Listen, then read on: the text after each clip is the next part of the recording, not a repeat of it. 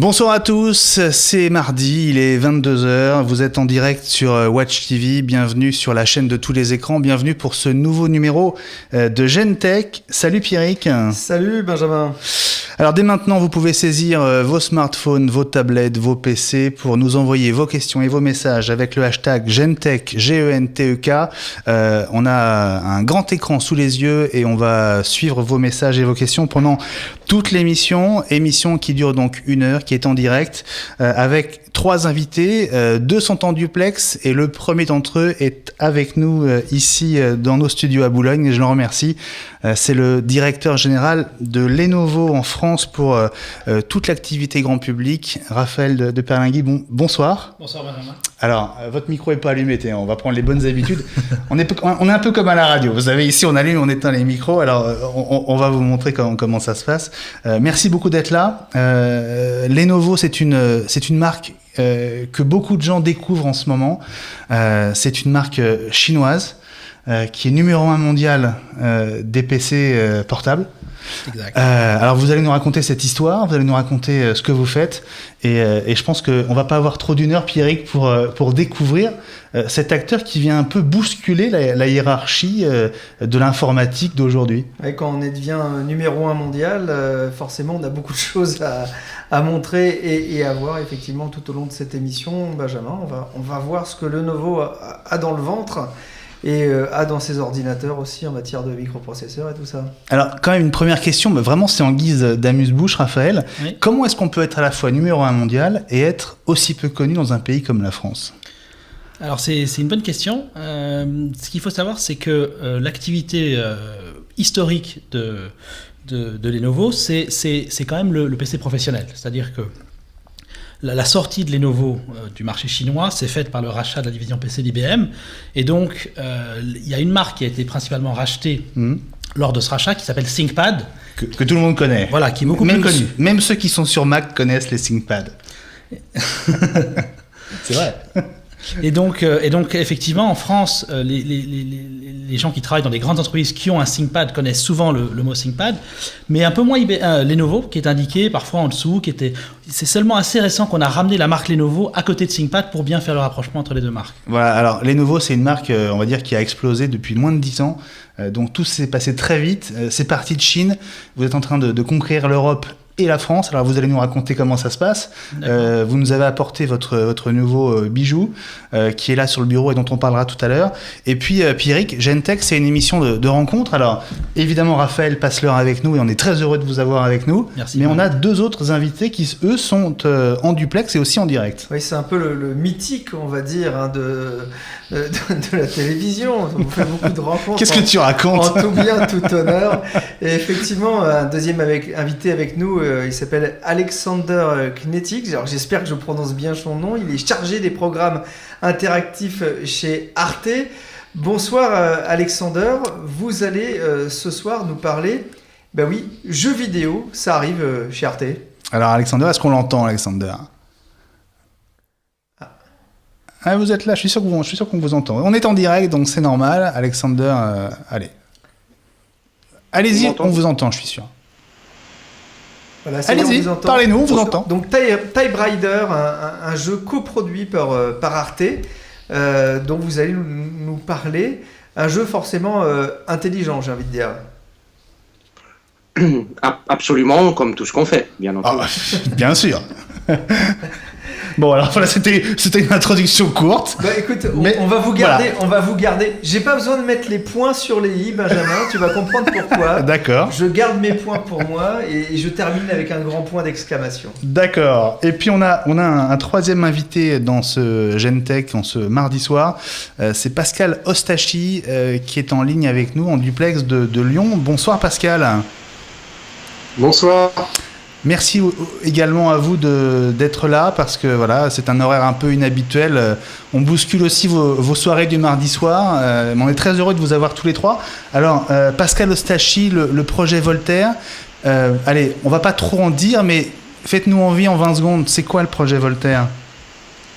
Le projet Voltaire, c'est un service en ligne ou une application pour smartphone qui permet de se remettre à niveau en orthographe. Et ça ça concerne aussi bien les entreprises que les écoles et les particuliers. Voilà, on va voir avec vous tout à l'heure dans le détail comment ça fonctionne, à qui vous vous adressez, et puis on va tous prendre un petit cours d'orthographe, et je suis sûr que à 23h, on aura tous fait des progrès grâce à vous en orthographe. Voilà, le programme Lenovo, Arte et puis le projet Voltaire, c'est aujourd'hui, ce soir dans Gentech.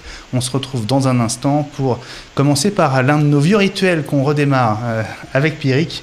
Les rumeurs, les infos, c'est dans quelques instants.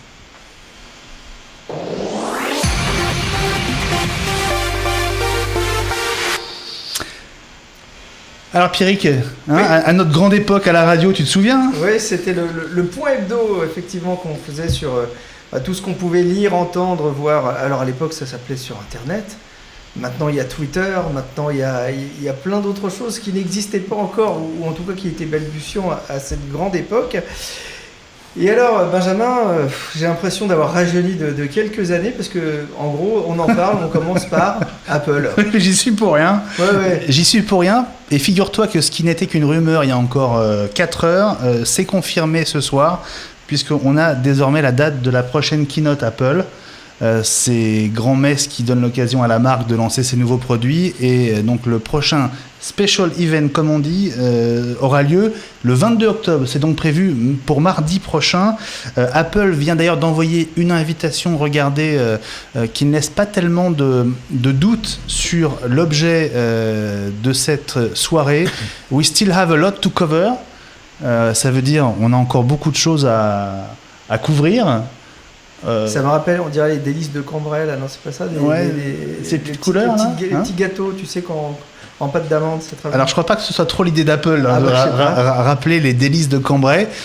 Beaucoup y voient déjà une allusion au... Ah, les Calisson-Dex qu'on fond, en fait. Non, mais tu vas nous faire toutes les spécialités. Parce qu'on va Alors, avoir des problèmes après. parle-nous de celle de San Francisco plutôt, parce que ça va évidemment avoir lieu dans la salle du Yerba Buena Center for the Arts, où nous étions ensemble en 2010 pour le lancement du tout premier iPad. Et donc on attend évidemment un nouvel iPad mini, l'iPad 5, et puis nos confrères de MacG.co, les Français, avancent déjà des dates de disponibilité pour les nouveaux Mac Pro des portables, donc l'iPad 5 et l'iPad mini 2 qui arriveraient le 30 ou le 31 octobre, et puis le nouveau Mac Pro qui serait dans l'agenda pour le 15 novembre. Alors, on va sortir encore notre boule de cristal, à défaut de notre boule à facettes, avec des prédictions moins habituelles là, pour l'univers Apple. Oui, ça va intéresser Raphaël, parce que un analyste assez connu, on va dire, du cabinet KGI Securities annonce l'arrivée de Mac à prix cassé.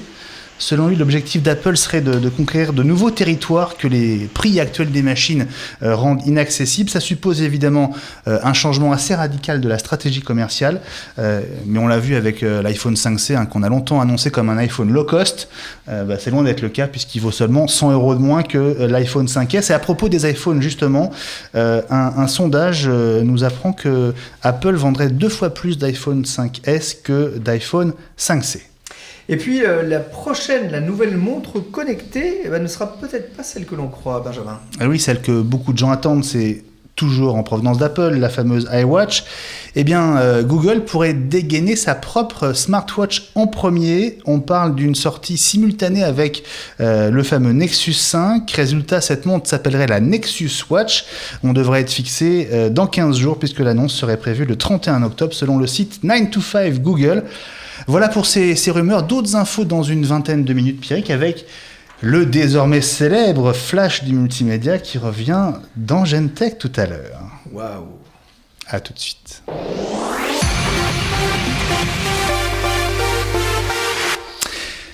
Et nous sommes donc de retour, 22h, presque 10 minutes en direct sur Watch TV. C'est Gentech comme tous les mardis soirs, 22h, 23h. Et notre invité ce soir, c'est Raphaël de Perlinguy, le directeur général de la division grand public de Lenovo France.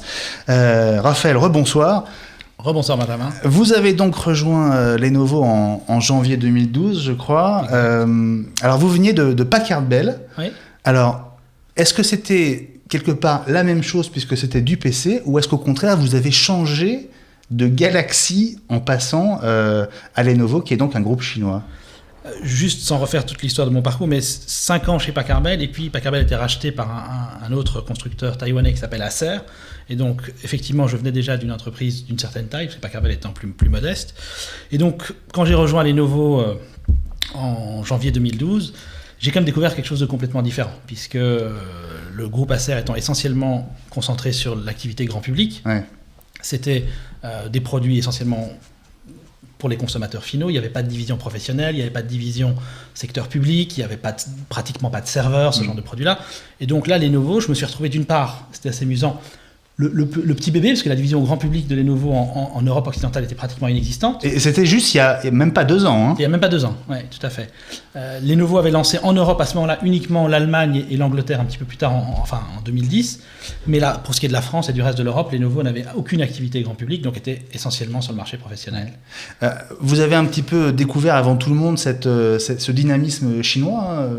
Est-ce que culturellement, ça a quand même été un choc pour vous d'arriver dans ce groupe, ou finalement pas tant que ça? Pas tant que ça, si vous voulez. Lenovo, c'est vraiment une société qui est multiculturelle. C'est-à-dire que, par exemple, au board de notre CEO, qui est Yongqing, vous avez 7 nationalités différentes sur les 10 personnes qui sont présentes. Et donc, c'est une société... Au board, donc c'est le conseil d'administration. Dans le conseil d'administration, effectivement, au niveau mondial, vous avez 7 nationalités différentes. On essaye de parler avec des mots simples dans Gentech et sur Watch en général. Donc c'est une société qui a certes sa base en Chine, mais dont vraiment il y a des origines au niveau du management qui viennent de l'ensemble de la planète. Et ça, c'est un élément qui est très important, parce que c'est pas le cas de beaucoup de sociétés asiatiques qui ont souvent des managements essentiellement de leur pays d'origine, avec éventuellement 1 ou 2 têtes américaines ou européennes. Mais dans le cas de Lenovo, c'est vraiment une société qui est extrêmement diversifiée.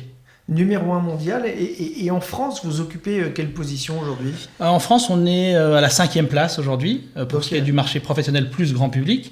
En grand public, vu qu'on a démarré un peu plus tard, on est un peu plus loin dans le classement, on se situe à la 8e place aujourd'hui. Ça veut dire que vous ne pouvez que progresser, parce que quand on est premier, on ne peut pas progresser, mais quand on est 5e... Exactement, donc on est arrivé à la place de numéro 1 mondial sans avoir une activité vraiment forte en Europe occidentale installée. Donc, c'est-à-dire que tout ce que le chiffre d'affaires et le nombre d'unités que nous allons produire pour la France, par exemple, et vendre, vont se rajouter inévitablement à cette croissance. Est-ce qu'on vend un produit à une clientèle chinoise comme on vend un produit à une clientèle européenne, notamment française, en termes de design, par exemple ? Alors, malheureusement, je connais pas bien le marché chinois, donc je pourrais pas vous dire... Mais c'est les mêmes produits, on va dire, ou est-ce que vous avez... Il y a des produits qui sont communs. Et puis, effectivement, comme en Chine, Lenovo a 35% de part de marché, il y a un nombre de plateformes, pour utiliser notre jargon technique, donc de portables ou de desktop qui sont beaucoup plus étendues sur ce marché-là, parce qu'effectivement, pour continuer à croître, quand vous avez 35% de part de marché, il faut constamment arriver avec de nouveaux produits. Alors, vous l'avez évoqué tout à l'heure, tout a un peu commencé avec le rachat de la division mobile d'IBM, donc les fameux ThinkPad. Alors, je crois qu'on a la vidéo de l'évolution la plus récente du ThinkPad. C'est juste pour que vous ayez en tête ce design, que quelque part, vous perpétuez, même s'il a énormément évolué technologiquement et quand même dans le design, mais on retrouve le look des premiers portables d'IBM. On a fêté cette année les 21 ans du ThinkPad. Donc ça fait 21 ans que IBM avait sorti son premier ThinkPad avec la couleur qu'on retrouve toujours, la couleur noire, ce qu'on appelle le track point, vous voyez, donc c'est pas le touchpad comme on connaît sur les ordinateurs classiques. Qui est entre les touches, là. Qui est entre les touches, et qui, pour les adeptes, sont des touches. Hein. Pour les personnes qui y sont habituées aujourd'hui, on ne peut absolument pas enlever cet appareil-là, parce qu'effectivement, les gens qui y sont habitués, pour eux, c'est un indispensable. C'était mon outil de travail quand je travaillais, effectivement. Et regarde, en avion, d'accord, on est en first, mais bon, ça marche aussi en classe éco. Voilà. Là, effectivement, vous voyez la version professionnelle de notre produit qui s'appelle le Yoga, qui est donc la version la plus aboutie de l'ordinateur convertible. C'est-à-dire, vous allez voir, c'est un ordinateur qu'on utilise évidemment pour travailler, et qui, par un système très ingénieux de charnière, va se transformer en une tablette tactile, en un lecteur vidéo portable, comme vous voyez. Ouais, j'ai eu l'impression que les touches disparaissaient. Oui, c'est ça. Ça, c'est une innovation aussi sur le ThinkPad. Quand on le transforme Yoga, en tablette, en fait. Au moment où vous passez les 180 degrés, il y a effectivement toutes les touches qui rentrent à l'intérieur du châssis pour le rendre encore plus agréable à l'utilisation tablette. Alors, donc c'était 2005, le rachat de cette division mobile d'IBM. Clairement, à l'époque, personne ne vous a vraiment vu arriver. Enfin, je veux dire, déjà qu'aujourd'hui, vous partez d'assez loin et vous avez entamé un gros travail de conquête, mais à l'époque, enfin en tout cas en France, personne ne vous connaissait. Juste les parts de marché pour avoir juste des points de repère, vous étiez déjà à 6,5% en 2009 et je crois que vous prévoyez pas loin de 17% au niveau mondial cette année. On ne prévoit pas. Donc, au dernier trimestre, les analystes que sont IDC et Gartner nous ont donné 17,6% de part de marché. Donc, numéro 1, d'une courte tête, certes, mais numéro 1. Pour le deuxième trimestre consécutif, on était à 16,7 au trimestre précédent. Donc, on a encore continué à accroître notre position de leader sur le dernier trimestre. Mais tout en étant... très minoritaire, on va dire, dans certains grands pays industrialisés. Est-ce que les chiffres sont pas biaisés quand finalement votre part de marché mondial, elle repose de manière assez forte sur la Russie, le Japon, la Chine et l'Inde, qui sont quand même des pays particuliers? Ça a été la stratégie de notre président assez rapidement. C'était une stratégie qu'il appelait Protect and Attack. Et sa stratégie, ça a été à partir de 2005 d'attaquer les pays émergents, puisque forcément ces pays-là connaissaient des croissances et à 2005, mais encore bien après, jusqu'en vos concurrents ont fait le contraire en fait.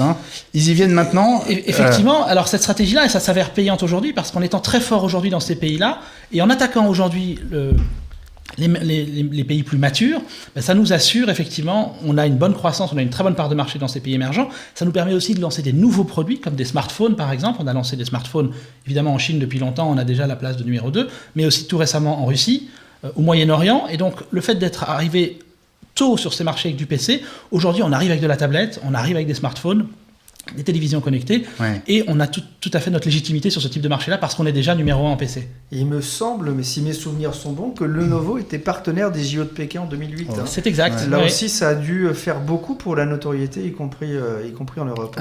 Exact. Ces Jeux Olympiques de 2008, ça faisait partie, si vous voulez, lorsque Lenovo a racheté la division PC d'IBM, c'est quelque chose qui avait été signé par IBM, donc on a retrouvé ça. Mais pour Lenovo, ça s'est avéré être une superbe opportunité de se faire connaître par la terre entière, en disant voilà, il y a une nouvelle marque qui est là et qui compte bien s'installer. Votre marché numéro 1 aujourd'hui, c'est la Chine? Oui. Numéro 1, c'est la Chine. Ça représente quoi dans votre chiffre d'affaires global, la Chine? Je peux pas vous donner... bien sûr. Je peux pas vous donner les chiffres exacts. Ce qui est certain, c'est qu'on a effectivement en PC 35% de part de marché et nous sommes numéro 2 sur les smartphones. Mais je peux pas vous dire combien ça pèse sur le chiffre d'affaires de l'entreprise au global. Et alors juste, puisque vous évoquez les smartphones, on a vu que les produits, vous les aviez d'abord lancés en Chine, dans les pays émergents, et puis ils arrivent en Europe. Est-ce que ça veut dire que sur le marché de la téléphonie, vous allez aussi arriver en Europe? Tout à fait. Vous avez déjà un calendrier Oui, le calendrier était donné par notre président régional il y a quelques semaines, et donc c'est prévu pour l'année prochaine déjà, 2014. 2014. Aussi en France? Aussi en France, oui. Est-ce qu'on sait sous quel, par exemple, vous avez fait un choix entre Android et les autres systèmes d'exploitation ou... Aujourd'hui, on a sur les appareils qui sont disponibles aujourd'hui, on a plus de systèmes Android, parce qu'aujourd'hui c'est la majorité du marché des smartphones. Mais on ne se ferme pas du tout la porte à avoir d'autres systèmes opératoires, Windows notamment. Alors, puisque Lenovo est en phase de conquête, je voudrais, Pierrick, qu'on demande à nos deux invités en duplex quelle connaissance ils ont de la marque Lenovo. Alors, c'est vraiment, on va faire un sondage comme ça, qui n'est pas représentatif, mais peut-être qu'on peut d'abord demander à Pascal Ostachi du projet Voltaire, avant de parler en détail du projet, mais Lenovo, c'est une marque qui vous dit quelque chose ou pas aujourd'hui, Pascal ? C'est une marque que je connais parce que j'avais suivi les aventures d'IBM à l'époque, je crois que c'est en 2005, c'est ça où IBM avait vendu sa division PC à Lenovo, donc un groupe chinois. Et c'est vrai que Lenovo, on les voyait dans le monde professionnel, mais je les voyais pas vraiment sur le grand public. Donc là, je découvre qu'effectivement, ils sont en train d'attaquer fort sur le grand public. Ok Pascal, on vient vers vous dans quelques instants pour le projet Voltaire, merci. On peut peut-être poser la question, Pierrick. Oui, Alexander Knetig. Alors, Lenovo, ça vous évoquait quoi ? Lenovo, je connais, mais justement d'une vie antérieure, lorsque j'étais journaliste indépendant, je voyageais beaucoup en Chine. Du coup, j'ai été beaucoup confronté à cette marque vraiment très très présente en Chine. Mais j'en ai très peu entendu parler en France. Voilà. Ça va venir. Alors, bon, on pose la question à deux sondés un peu particuliers, mais bon, ils vous connaissent en tout cas. Hein. Oui, c'est ce qu'on disait, c'est essentiellement dans un usage professionnel que les gens le connaissaient. Et maintenant, c'est à nous à faire en sorte que les particuliers envisagent également du Lenovo. Très bien, écoutez, merci beaucoup Raphaël. Vous restez avec nous, vous intervenez quand vous voulez, c'est la règle de l'émission. Dans une dizaine de minutes, on va passer en revue les principales infos de ce mardi soir. Mais avant ça, on va marquer une toute petite pause et puis on va retrouver notre premier invité en duplex. C'est Alexander Knetig. On va lui demander d'ailleurs comment on prononce son nom de famille.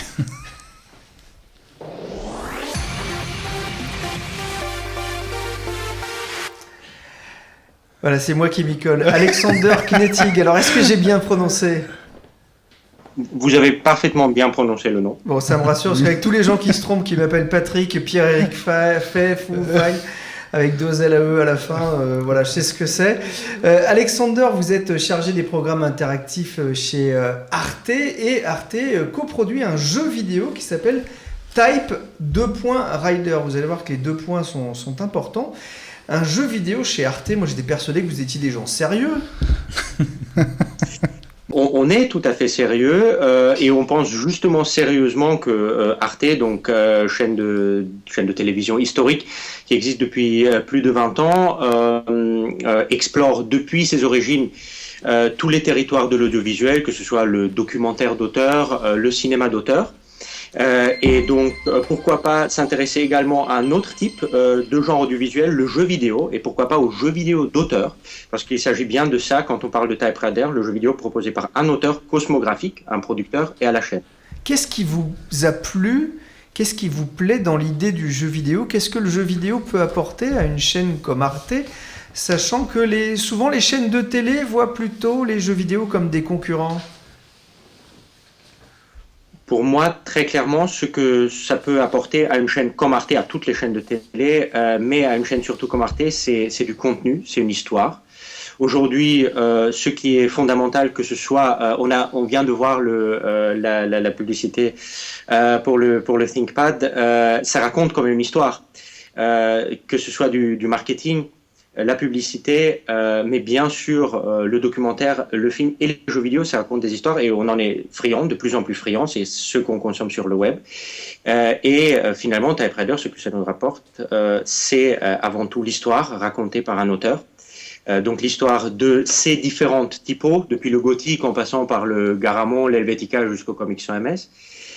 Et finalement l'histoire en général, qui est un peu l'histoire de l'humanité, en tout cas des 500 dernières années qu'on raconte avec ce jeu vidéo. Voilà, parce que les héros, on va dire, de ce jeu vidéo, alors je pense que c'est un jeu vidéo de plateforme. Alors vous connaissez les jeux de plateforme, hein, si je vous dis Mario, il y a des champignons, on saute, on franchit, on tombe, on essaie de remonter, on chope des pièces. Bah là c'est un peu l'idée, sauf que le héros, et là c'est assez particulier, ce sont 2 petits points. Ça c'est quelque chose, vous pouvez nous raconter ça ? Absolument, c'est là encore toute une histoire. Donc il s'agit, ça dépend des interprétations. Certains disent qu'il s'agit de 2 points, d'autres disent que c'est les 2 points de suspension qui cherchent un 3e point de suspension. Mais effectivement, il s'agit donc de ces 2 points, ces 2 billes qui, dans ce jeu de plateforme, donc vous l'avez bien dit, comme Super Mario, comme Sonic, comme tous les grands jeux cultes que l'on connaît, et aussi beaucoup les jeux de plateforme des 4 ou 5 dernières années, jeux indépendants comme Limbo, Super Meat Boy ou encore Fez. Effectivement, on est sur ce gameplay-là qui est un jeu de plateforme et vous évoluez donc dans ces différentes typographies. Il y a 10 niveaux différents dans ce jeu de plateforme. Vous commencez par le niveau Origins, qui est un peu la typographie avant la typographie, donc avant l'imprimerie. Et derrière ça, vous avez 9 niveaux différents, correspondant à chaque fois à chacune des 9 typographies probablement les plus célèbres du monde, que vous utilisez tous en utilisant Word ou OpenOffice ou autre. Donc, qui sont du Gothic, du Helvetica, du Times New Roman ou encore le très décrié Comics sans MS. Voilà. C'est pas tous les jours, effectivement, qu'on entend parler de Times New Roman dans un jeu vidéo, Benjamin. Alors, on va dire, hein, vous vous êtes associé pour ça, pour créer ce Type 2 Rider à des professionnels, à savoir la société Bulkypix. Quand vous êtes venu les voir avec ce projet, ils vous ont dit quoi ? Vous êtes fous ? Tout au contraire, ils connaissaient déjà le projet. Il l'avait repéré quelques mois auparavant. et ils se sont tout de suite embarqués avec nous dans cette histoire. Ce qu'il faut dire quand même, c'est que ce projet est porté, donc outre son auteur et son équipe, par un producteur, Arnaud Pollinard, qui travaille pour une société qui s'appelle Agathe Ex Nihilo, qui est une société de production audiovisuelle assez classique. C'est les producteurs qui ont fait Marius et Jeannette, par exemple, pour vous donner un exemple.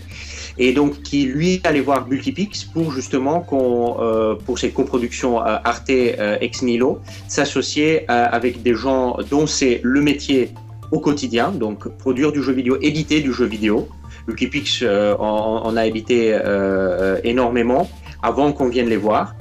Et l'idée, c'est le premier jeu pour Agathe Ex Nihilo, c'est le premier jeu pour nous. On va aller chercher quelqu'un dont c'est le métier. Nous, on pensait avoir un très bon auteur, une très bonne histoire. Et encore fallait-il quelqu'un qui nous conseille là-dessus. Voilà, le jeu est disponible sur iOS et sur Android. Et je crois qu'il marche très très fort, en tout cas si j'en crois le communiqué que vous m'avez envoyé aujourd'hui. Absolument. Nous sommes après 4 jours, donc après le lancement, nous sommes à 25 000 téléchargements, iOS et Android confondus. Payant ?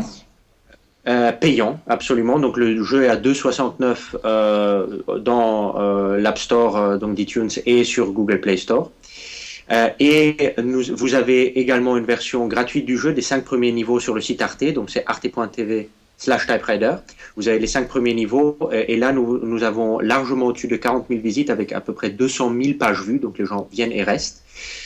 Donc c'est très clairement un grand succès. Voilà, et en tout cas vraiment un jeu à essayer, moi je vous conseille peut-être d'aller l'essayer d'ailleurs avant si vous voulez sur le site d'Arte. Il faut en profiter. Mais en tout cas c'est un jeu vraiment très sympathique. J'en parlais avec Nicolas Gavet il y a une demi-heure à peu près, qui est notre ami sur À quoi tu joues. À la fin d'À quoi tu joues. Il m'a dit qu'il avait essayé et qu'il avait adoré. Allez voir sur internet, vous la voyez.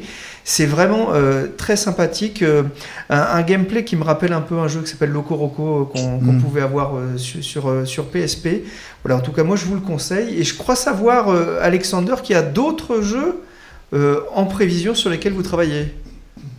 Tout à fait. Donc c'est pour le moment, on attendait bien entendu encore le succès de Typewriter pour formuler une stratégie pour l'avenir. Donc on y réfléchit.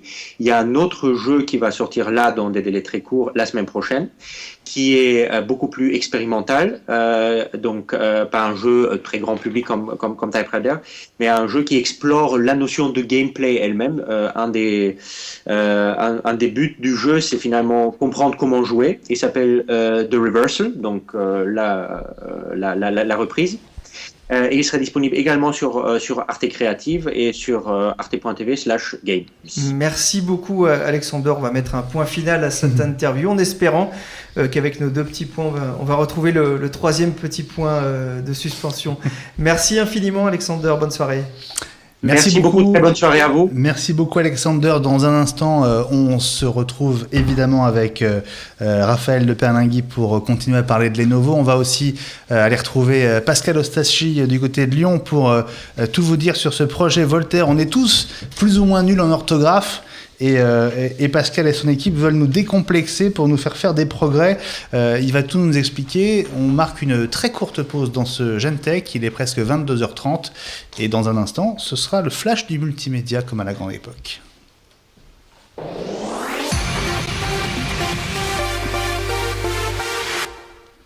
Pierrick. Benjamin. Tu sais par quoi on commence ? Oui, je sais.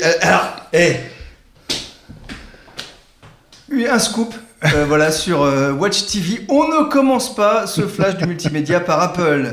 Déjà, je peux vous le dire. Pour une fois, c'est vrai que Benjamin a ses marottes. Non, on va commencer par de mes marottes à moi. Toi ? Voilà, sur la PS4, une vidéo. Voilà, pas n'importe laquelle, c'est la première pub TV pour la PS4. Elle a été diffusée hier soir, donc lundi soir 14 octobre à la télé américaine. On était donc à pile 1 mois et 1 jour de la sortie mondiale. Une version, on va dire, revue et améliorée du lip dub à la sauce jeu vidéo. Regardez.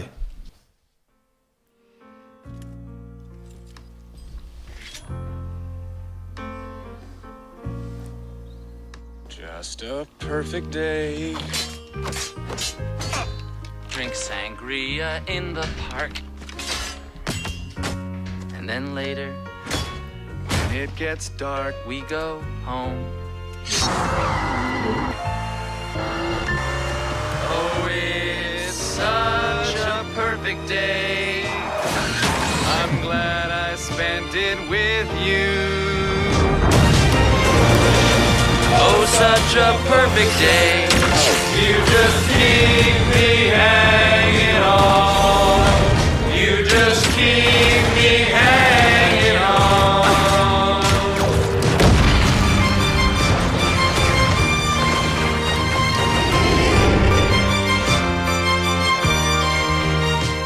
Voilà, 11, 15, 13, c'est la date de sortie. Je vais allumer mon micro. Donc 11, 15, 2013, date de sortie, Pierrick. Ah, quelle vidéo, hein. Moi, ça déchire, hein. C'est vraiment très très drôle, c'est très fin, fallait oser. Raphaël, ça... je suis d'accord, c'est très réussi. Hein. Ouais, ça nous change du lead-up de l'UMP. Hein, c'est quand même T'as raison. Beaucoup plus réussi, il chante très bien en plus. T'as raison. Bon, allez, et puis, il fallait qu'on y vienne. Des trenchs écossais à la pomme croquée. Poésie. Ok, non, pas poésie, gros sous. Je te réponds gros sous, puisque la directrice générale, la patronne de Burberry, quitte Burberry pour... Apple. Eh oui, quitte Burberry pour Apple. Elle s'appelle Angela Arendt, elle devient vice-présidente, elle est chargée des Apple Store, donc des magasins, des vrais magasins, et aussi de l'Apple Store en ligne. Elle arrivera mi-2014. Ça faisait quasiment 2 ans qu'Apple cherchait un successeur à Ron Johnson, si je me trompe pas, qui était parti donc en novembre 2011. Et voilà, un transfert de plus en provenance de l'univers de la mode, puisque... C'est pas très low cost, hein, Benjamin. C'est pas très low cost, c'est plutôt big cost. Et il faut se souvenir que depuis le mois de septembre, Paul Denève, l'ancien DG de Saint-Laurent, a lui aussi rejoint Apple à Cupertino. Donc voilà, Saint-Laurent, Burberry... Apple va peut-être changer de métier finalement. Et voilà, et Angela, c'était la jeune femme blonde sur la gauche, évidemment. Et Watch TV va encore gagner quelques auditeurs dans quelques instants, une fois que j'aurai prononcé cette phrase. Prisme, encore et toujours. Eh oui. Bienvenue nos amis d'NSA. Alors on s'étonne plus de rien. Cette fois, c'est le Washington Post qui révèle qu'en une seule journée, la puissante NSA, donc l'agence de sécurité américaine, eh bien, elle aurait collecté des centaines de millions de listes de contacts. Alors jusque-là, rien de particulier, hein, parce que c'est relativement accessible. Le problème, c'est qu'elle les a obtenus en interceptant les mails ou les messageries instantanées de citoyens américains à partir du sol américain, ce qui lui est totalement interdit. Enfin bon, je vous rassure, hein, les Américains ne sont pas les seuls à être écoutés. Alors, Watch aussi est très écouté, j'espère. Alors, j'ai vu, tiens, à ce propos, une petite blague sur Twitter qui m'a beaucoup fait rire. En fait, il paraîtrait que la NSA songe à concurrencer les pages jaunes. Alors, je sais pas si c'est vrai, mais elle n'est pas de moi, celle-là, mais je la trouve très drôle. Allez, un anniversaire, un casque qui fête ses 25 ans, Benjamin. Ouais, c'est toi qui mérites un casque, Pierrick. C'est vrai que ce casque est une légende. Si je vous dis le HD25 de Sennheiser... Peut-être que Raphaël, vous n'êtes pas un audiophile. Alors c'est le casque qui est devenu le casque de référence des DJ. Il avait été lancé en 88 et pour ce 25e anniversaire, ils sont 25 DJ à lui souhaiter bon anniversaire dans ce clip qu'on trouve sur le site de Sennheiser. Et parmi ces DJ, alors des très connus comme Bob Sinclair. Il m'a semblé voir Chabal avec la barbe. Non, Joachim Garraud. En revanche, tu vas voir, voilà, je pense que c'est Bob Sinclair là. En revanche, il y a des personnages beaucoup moins connus. En tout cas, par moi. Est-ce qu'on a le temps de les voir ?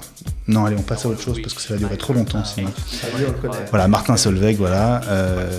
On verra Joachim Garraud un peu plus tard. En revanche, puisqu'il y avait Joachim Garraud, je cherchais en vain notre ami Eddie Gronfier qui a fait toutes les musiques de Watch et qui est à Los Angeles.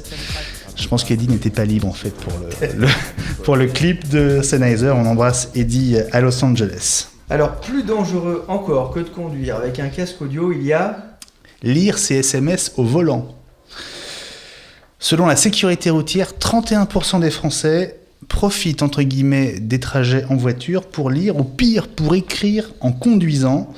Une pratique qui multiplie les risques d'accident par 23. Voilà, faut pas le faire. Hein. Non, faut pas le faire. Au moins, si vous écoutez les podcasts à venir de Watch TV, vous risquez rien au volant, c'est beaucoup plus sûr. Les podcasts à la fin du mois, c'est ça, hein, Benjamin. Absolument. Dans les bouchons, on peut le comprendre, hein, les gens qui Les sont à SMS. l'arrêt dans les bouchons. Oui, mais le problème, c'est qu'on continue de lire et d'écrire quand ça démarre. Et là, c'est. Moi, je suis en 2 roues, donc il y a peu de risque quand même. Voilà. Oh, j'en ai vu à vélo. Hein. Bon. Et alors, quand les oiseaux en colère se prennent pour Fangio, qu'est-ce qui se passe? Eh bien, Pierrick, ça donne Angry Birds Go, le nouveau jeu de Rovio annoncé pour le 11 décembre. Le premier trailer vient d'être diffusé par l'éditeur du jeu. Résultat, regardez, un mix d'Angry Birds et de Mario Kart. On en profite quelques secondes.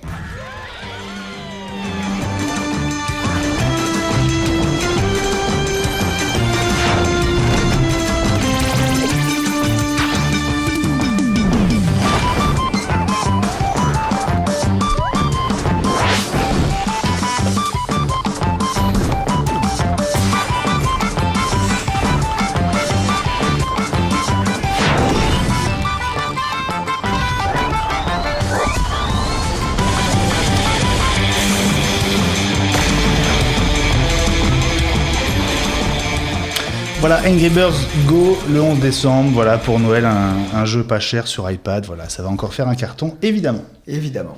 Allez, on se retrouve dans une seconde pour revenir du côté de Lenovo avec Raphaël de Perlingui qui est toujours avec nous, et puis on ira faire un tour du côté de Lyon pour découvrir le projet Voltaire avec Pascal Ostalchi. À tout de suite.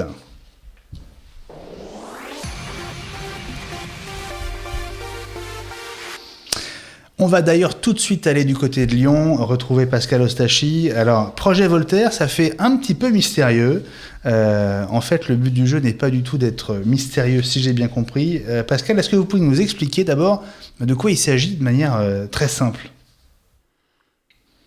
Très simplement, le projet Voltaire, c'est un outil numérique, donc un service en ligne, une application, qui s'adresse aux personnes qui ont des soucis d'orthographe, c'est-à-dire à pas mal d'entre nous, pour les aider justement à diagnostiquer leurs lacunes et à s'améliorer sur leurs lacunes. On travaille essentiellement sur les difficultés grammaticales, plus que sur des difficultés lexicales. Ouais. Le lexical, en fait, c'est savoir comment s'écrit le mot dans le dictionnaire, alors que le grammatical, on est plus dans la conjugaison, dans les accords. En fait, on travaille sur les fautes qui coûtent des points dans des communications professionnelles. Le projet Voltaire est assez orienté, évitons de perdre des points quand on écrit à un client, à un collègue, à sa hiérarchie, à son équipe. Ouais, alors on va détailler à qui vous vous adressez, mais j'ai une première question. Projet Voltaire, le nom fait un peu projet universitaire, on va dire d'intérêt général financé par l'État. Est-ce que c'est ça ou pas du tout? J'aurais bien aimé être financé par l'État, mais non, on n'est pas financé par l'État. Universitaire, oui, si on veut, parce qu'on travaille avec des enseignants. On a un comité d'experts avec à sa tête Bruno De Waal, champion du monde d'orthographe, car il y en a un, et c'est lui. C'est un prof. Pourquoi Voltaire? Parce qu'on s'adresse on adresse les problèmes de la langue de Voltaire, les problèmes du français. Alors vous allez me dire, on parle aussi la langue de Molière, mais enfin si on avait appelé ça le projet Molière, ça aurait fait un petit peu troupe de théâtre en vadrouille. Alors, vous nous avez envoyé quelques vidéos qui vont nous permettre de mieux comprendre ce qui se passe, à la fois quand on n'est pas très à l'aise avec l'orthographe et aussi de comprendre comment vous pouvez aider les gens à progresser. On va découvrir en quelques secondes le quotidien d'une victime de l'orthographe. Voilà. Regardez à quoi ça ressemble. D'une manière générale, quand t'es victime de l'orthographe, il vaut mieux éviter d'écrire parce que les paroles s'envolent, mais les écrits restent. Et ça, quand t'as un patron un peu à cheval sur l'orthographe, ça ne passe pas tellement. Quand t'es victime de l'orthographe, il existe bien une solution. La famille. Bonjour les enfants, ça va? Papa! C'est qui le plus fort? C'est papa! Mais bon, travailler sur un dossier à côté de ses enfants, ça casse un peu ton image. Surtout quand c'est ta femme qui te corrige. Ou pire, ta mère. Allô maman, comment t'écrirais je me permets de vous contacter? Ah, ok, merci maman. Oui, je sais, maman, oui, t'avais raison. Oui, si j'avais su, d'accord. Mais je ne vais quand même pas faire des dictées à mon âge. Oui. Ok, bise. Quand t'es victime de l'orthographe, c'est le correcteur ton meilleur ami. En même temps, quand il ne te souligne aucun mot en rouge, c'est la panique. Il marche ou il marche pas? C'est pas possible. Je n'ai pas pu ne pas faire de faute. Si? Non? C'est toi ou la machine. Voilà, donc le pire, en fait, c'est sa mère ou sa belle-mère, hein, si j'ai bien compris, quand on est nul en orthographe. Je crois que c'est sa mère. Je crois que c'est sa mère. Pascal, très clairement, votre projet, il s'adresse à qui? J'ai l'impression que vous ciblez donc les étudiants et aussi l'entreprise, parce que une mauvaise orthographe, ça nuit à l'image de l'entreprise, c'est ça? Oui, c'est ça. Le projet Voltaire est... Vous m'entendez là? On vous entend, on vous entend. Le projet Voltaire est issu d'un besoin exprimé par les entreprises au départ. Hein. Ce sont les entreprises qui nous ont sollicité en nous disant qu'il y avait un vrai problème d'orthographe dans les entreprises. On s'est retourné, nous, du côté des universités pour voir si le problème était partagé de ce côté-là, si l'analyse était la même. Et l'analyse était la même, donc effectivement, le projet Voltaire vise les étudiants qui vont arriver sur le marché de l'emploi, alors étudiants ou lycéens qui sont en bac professionnel, et vise aussi les entreprises qui souhaitent Vous m'entendez? Oui, on vous entend. On vous entend, on vous écoute. Hein. D'accord. Et les entreprises qui constatent ce problème qui les pénalisent dans leur relation avec les clients et qui nous sollicitent justement pour mettre en place des programmes de formation sur leurs équipes pour les aider à progresser, améliorer la qualité des écrits envoyés vers l'extérieur.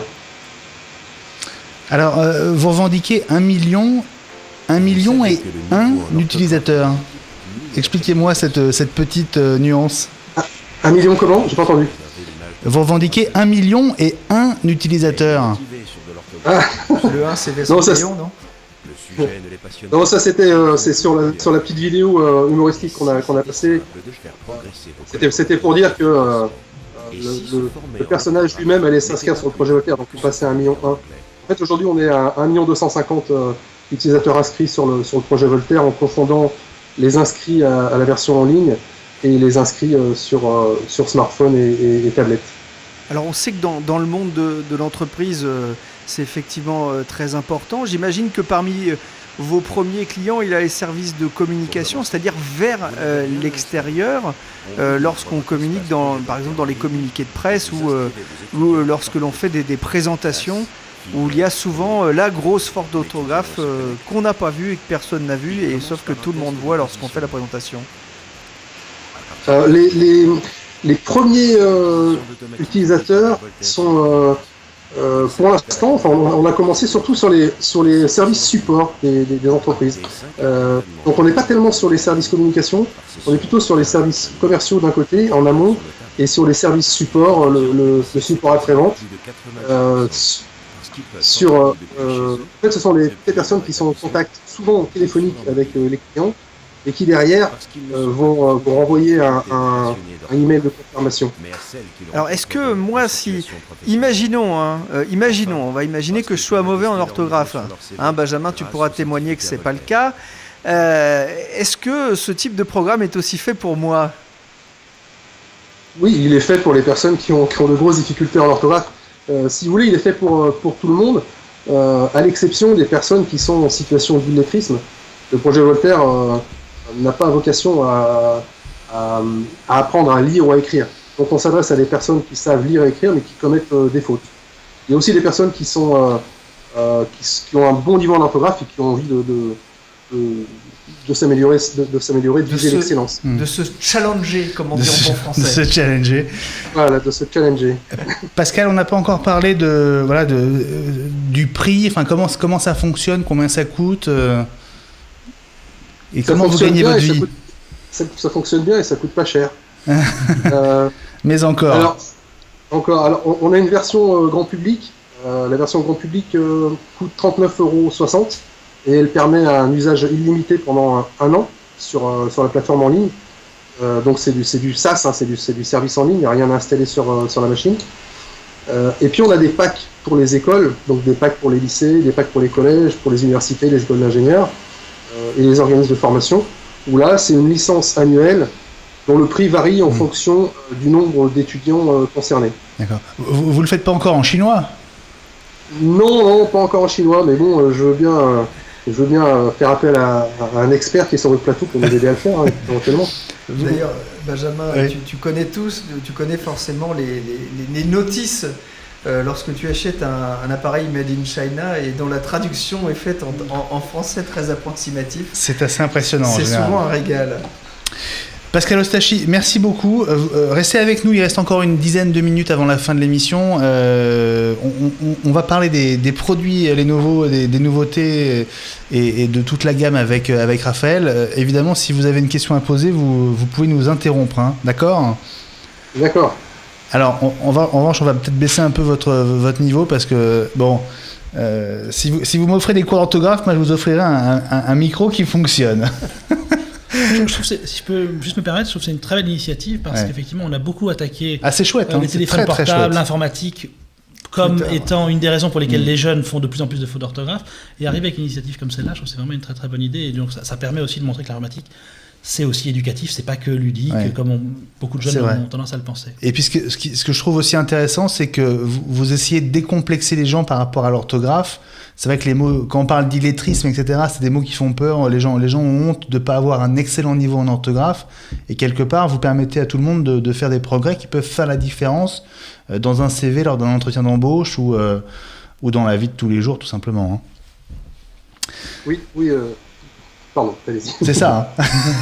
C'est ça, c'est tout à fait ça. Et ben voilà, c'est parfait. Merci beaucoup Pascal. Alors, on revient vers Raphaël de Perlingui, Lenovo France. On va finir l'émission en parlant de vos produits parce que évidemment c'est ce que les gens attendent.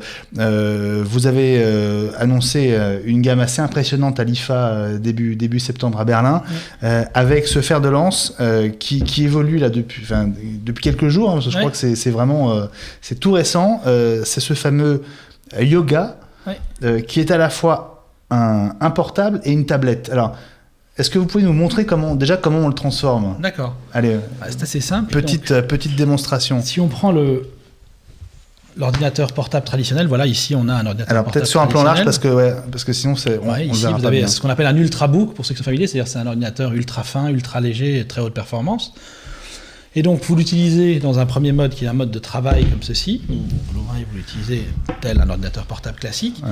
Sa première différence, c'est que il est tactile, donc c'est-à-dire que vous pouvez contrôler l'écran avec le doigt. Alors c'est quoi ? Est-ce qu'on peut le retourner ? On va faire la même chose, mais alors, sinon comme ça. Alors comme ça, mais j'ai l'impression qu'on a un peu trop zoomé sur le clavier. On pourra pas tout voir là. Voilà. Donc voilà, on peut le mettre. On peut le contrôler, vous voyez, ici avec le doigt. Donc c'est un ordinateur tactile. Ça c'est une des grandes évolutions qu'on a vues sur 2013. Ouais. Sa grande particularité, c'est que vous voyez, la charnière va permettre une rotation du produit et de le mettre dans une position comme celle-ci, qui est une position qui est extrêmement confortable. Je peux le mettre de face pour qu'on voit. Je vais pousser Wacho qui nous accompagne tout le temps, mais là qui nous gêne. Donc, allez, par ici Wacho. Et donc voilà. Et donc voilà, quand vous êtes dans ce mode-là, c'est l'un des quatre modes du yoga. Voilà. Ouais. Alors le premier c'était le mode. Le premier c'est le mode ordinateur portable, PC portable classique. Là on est dans un autre mode qu'on appelle stand ou chevalet, on peut dire, qui est un mode qui est très pratique pour faire de la vidéoconférence, justement du Skype par exemple. Quand on veut faire, et je vais vous montrer une autre petite application qui est assez sympathique, par exemple de la cuisine, puisque on a sur ce produit une application de cuisine, voilà. Donc vous êtes en train de cuisiner. Ce qui arrive quand vous cuisinez, inévitablement, ça peut arriver qu'il y ait des débordements, il peut y avoir d'accidents. Là, votre clavier est quand même un petit peu, la partie sensible de l'ordinateur est protégée. Et puis, assez sympathique aussi, c'est que vous pouvez contrôler l'ordinateur sans le toucher. Parce que quand vous cuisinez, vous voyez, vous êtes les mains pleines de farine. D'accord, on va faire la même chose, un petit peu, voilà. Un petit peu de profil. Vous êtes à distance, vous contrôlez comme ceci, vous voyez, sans toucher l'ordinateur, parce que. Et comment c'est possible Comment c'est possible c'est tout simplement via la webcam. Ah, c'est la webcam. Via la caméra. On a une autre fonctionnalité qui permet de donc ça évite quand on a les mains pleines de pâtes de gâteau. Exactement, de toucher l'écran pour passer, parce que le tactile c'est génial, mais on le sait tous avec nos téléphones portables, à la fin de la journée, l'écran a quand même tendance à être bien sale, et donc c'est ce qu'on n'a pas envie de faire avec son ordinateur quand on est en train de cuisiner. Et donc avec cette application-là, vous contrôlez à distance, vous pouvez aussi programmer pour que ce soit fait à la voix, vous pouvez lui dire prochaine, et là il passe sur la page suivante. Donc on peut manger des frites et s'en servir sans risque. Ça, c'est vraiment impressionnant. Hein. C'est l'informatique du futur. On avait déjà ça, effectivement, avec certains systèmes sur les consoles de jeux vidéo comme la Kinect. Sur des ordinateurs, moi c'est la première fois que je vois ça. Alors on termine les 4 modes, Pierrick, ouais, parce que encore je crois que t'en as vu que 2 là. Reste Baba Orange. Tu n'en as vu que 2, Pierrick. Je vous en montre un autre qui est pas mal aussi. Alors ça vous intéressera peut-être. Si vous êtes amateur de cocktail, par exemple, faites une soirée cocktail avec des amis. Pareil, les soirées cocktail c'est très sympa, c'est très bien. Il y a de très belles applications de cocktail. Ce qui peut se passer également, c'est qu'en fin de soirée, malheureusement, il y a un peu de maladresse qui arrive et il peut y avoir des renversements. Si vous vous mettez dans ce mode-là, c'est pareil. Vous voyez, la partie sensible de l'ordinateur est complètement protégée. Bon, ici, il peut y avoir vraiment un accident, l'ordinateur est protégé. Ça, vous l'appelez comment celui-là ? Alors celui-là, c'est le mode tente. Tente, ouais, d'accord. Voilà, parce que ça fait un petit peu penser, tente ou chevalet, c'est possible. Ah, d'accord. Et le dernier mode, qui est évidemment très tendance, c'est la tablette. Et donc ici, vous vous retrouvez avec une tablette tactile 13 pouces. Le clavier est désactivé, évidemment. Donc dès que vous l'avez en main de cette manière-là, le clavier est désactivé. Vous le tenez comme une tablette tactile, sauf que vous avez les performances d'un ordinateur portable. Donc vous pouvez être en train de... et donc là, vous repassez sous Windows 8, par exemple. Voilà, hop. Voilà. Et donc, on peut envoyer un mail, on peut... Donc ce sont les 4 modes. Alors, c'est la deuxième génération ? C'est la deuxième génération, parce que la première génération a été lancée il y a à peu près 1 an. Ouais. Et donc on a eu pas mal de commentaires, évidemment très enthousiastes, parce que le système vraiment ingénieux de ce produit-là par rapport à beaucoup d'autres, c'est la charnière. Parce que par rapport à d'autres produits qui peuvent se clipser, il y a toujours quand même un point de faiblesse à terme. Ce système-là, on les teste 25 000 fois, pour être certain qu'un utilisateur qui va 10 fois par jour ouvrir, fermer son portable, il n'aura pas de problème dans l'usage, parce qu'on veut vraiment que ce soit des outils qui soient utilisés tous les jours. Évidemment, c'est le point sensible quand on passe sa journée à transformer l'appareil. C'est ce qui fait, une des marques de fabrique de Lenovo et du ThinkPad, c'est la qualité des charnières. Parce que vous le savez, dans l'entreprise, nos portables doivent durer plusieurs années et ils sont utilisés intensivement. Et donc on a utilisé cette charnière professionnelle du ThinkPad pour l'intégrer sur un produit grand public qui est le Yoga, toujours avec des tests qui sont vraiment on appelle ça des torture tests, mais c'est vraiment le cas. Et ça permet d'assurer effectivement une qualité au produit pour de nombreuses années. Alors, on n'a pas parlé de l'écran, mais l'écran, vous avez énormément fait progresser l'écran. Alors, avec ce type d'écran, Benjamin, on a vraiment l'ambition de séduire des personnes comme vous, qui sont plutôt habituées à d'autres marques, parce qu'on a ici... Mais je vois ce que vous voulez dire. Hein. On a ici une des premières dalles avec une résolution qu'on appelle, en termes techniques, Quad HD+, donc c'est-à-dire c'est une résolution de 3200 par 1800, et donc ça permet... Alors, si pour le contenu vidéo c'est encore un peu limité... 3200, oui, d'accord. Mais par contre... On n'est pas loin du 4K, quoi. Pour la photo, par exemple, vous savez qu'il y a de plus en plus d'utilisateurs qui ont des photos en 10-15 mégapixels. Quand vous avez un ordinateur classique, dès que vous zoomez un petit peu, vous voyez que ça commence à pixeliser. Ici, vous pouvez vraiment zoomer de très très près, et vous voyez que la qualité de l'image du petit chaton ici reste extrêmement nette. Et donc pour la photo, c'est vraiment un atout d'avoir ce type d'écran, avec également un très très gros contraste, puisque c'est une dalle de 350 nits. Donc même à l'extérieur, pas de problème pour utiliser le Yoga. Le nit, c'est quoi pour ceux qui ne savent pas ? Donc c'est le taux de luminosité de l'écran. D'accord. Et Benjamin, tu vois, enfin, ça y est, on a notre vidéo de chat sur YouTube. On va cartonner. Pierre. Moi, une question que je me posais, est-ce que ce type d'ordinateur, donc qui a une visée plutôt grand public, est aussi conçu pour faire du jeu vidéo ? C'est un peu ma marotte, hein. Alors, pour ce qui est du jeu vidéo, le problème du jeu vidéo, c'est que ça nécessite des cartes graphiques qui sont très gourmandes, et donc vous devez naturellement prévoir ce qu'on appelle une enveloppe thermique, c'est-à-dire que vous devez prévoir un espace de dissipation de la chaleur pour la carte graphique. Donc vous pouvez jouer à des jeux qui sont pas trop gourmands. Si vous êtes vraiment un joueur avec des jeux qui demandent des taux de rafraîchissement très élevés, qui vont avoir des grosses ressources graphiques, je vous conseille plutôt de partir vers une machine malheureusement plus épaisse, mais plus performante au niveau graphique. Alors, Lenovo, c'est ces nouvelles familles d'ordinateurs qui sont des produits un peu hybrides, on va dire. Vous parlez de multimode, oui. Ça correspond aux quatre stades que vous nous avez expliqués. Vous disiez aussi tout à l'heure que Lenovo, vous venez du monde professionnel. Et alors moi, je peux vous dire, parce que c'est l'ordinateur qu'on utilise, nous, c'est un petit secret de coulisses, mais on a un serveur Lenovo, c'est le serveur qui assure la diffusion de Watch TV. Et c'est vrai qu'on a... Vous êtes acheté la série. Il ronronne comme le chat qui est sur l'écran. Et c'est vraiment des produits fantastiques. Ça représente quelle part de votre activité aujourd'hui, justement, les stations de travail, les serveurs? Alors les stations de travail, ça fait 2 ans que c'est un gros focus pour nous. Ça reste encore limité comme activité. Les serveurs également, on a des grosses ambitions sur cette partie-là pour évidemment les entreprises, parce que ce qu'on veut faire, c'est offrir aux grandes entreprises une solution complète, c'est-à-dire qu'on ne veut pas s'arrêter aux ordinateurs.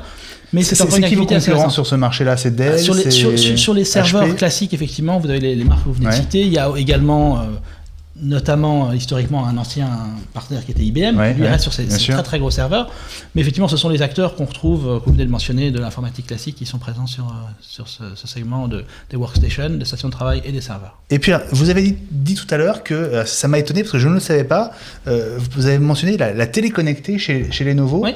C'est des produits que vous faites sur le marché chinois, par exemple? Tout à fait. Oui, on a lancé depuis 1 an et demi des téléconnectés qui sont basés sur le système Android. Ouais. Et donc, pour nous, ça, c'est une extension logique. C'est ce qu'on appelle le PC+ chez nous. C'est-à-dire le PC, c'est toujours le cœur de notre activité. Mais on étend notre activité vers les smartphones, les tablettes et les télévisions connectées. Finalement, tous les appareils intelligents connectés ont vocation à faire partie du portefeuille de Lenovo. Ça veut dire que progressivement, vous étendez aussi vos gammes de produits. Ça veut dire que vous allez aussi arriver sur le marché de la télé en Europe, en France? Vraisemblablement. D'accord. Et vous savez quand? Non, ça je peux pas vous donner de date malheureusement. D'accord. Vous le savez? Non. mais c'est plus que probable. Oui, c'est comme je disais sur les smartphones, une fois que vous êtes bien installé en PC, et maintenant ce sont les tablettes évidemment le gros focus. La prochaine étape, c'est effectivement les smartphones pour ce qui est de la France, et ensuite viennent la télé. Mais je vous dis, la télé, le temps qu'on lance les smartphones, ce sera peut-être, je vous dis quelque chose, des projecteurs, vous voyez ce que je veux dire? Voilà. Donc on est encore sur un horizon un peu trop lointain pour que je vous donne des produits qui seront lancés par Lenovo. Bon, voilà, donc t'as compris, Pierrick, c'est pas fini. Hein. Oui, moi ce que je viens de voir, c'est que je viens de faire à peu près 5-6 fois, là, donc il me reste à peu près 24 992 fois pour tester effectivement la solidité des charnières de cet ordinateur Lenovo. Mais tu sais quoi, on va libérer Raphaël de Perlinguet après l'avoir remercié d'avoir passé 7 heures avec nous. Merci beaucoup. Merci Benjamin pour l'invitation. Après Nokia et Benjamin et je sais pas, j'étais pas là la semaine dernière. Ah, c'est vrai, t'étais pas là. Espèce de lâcheur, c'est vrai. Panasonic. Après Nokia et Panasonic, merci. Il y en a au moins un qui suit. C'était lui en fait. Voilà, c'est ça. On était très heureux de vous avoir dans Gentech. Watch TV, c'est une nouvelle chaîne de télé. C'est la première chaîne high-tech et loisirs en France. On diffuse 24 heures sur 24 et 7 jours sur 7 depuis le 17 septembre. C'est parti pour durer. Et donc, on espère vous retrouver très bientôt avec donc d'autres ordinateurs, des smartphones, des télés. Vous reviendrez? Avec grand plaisir. Et on vous accueillera aussi avec plaisir. Merci beaucoup, mon Pierrick. Merci, Benji. On te retrouve évidemment la semaine prochaine dans À quoi tu joues. Et puis, avec ce spécial event Apple, on va peut-être devoir revoir nos projets. Donc on en reparlera dans quelques heures et quelques jours sur Watch TV. 22 octobre, Special Event Apple. Ce sera évidemment à suivre en direct. Merci à tous. Merci à Angie en régie, Angie au doigt d'or. On l'embrasse et on vous souhaite à tous une très bonne soirée sur Watch TV. Les programmes continuent. À tout de suite. Salut.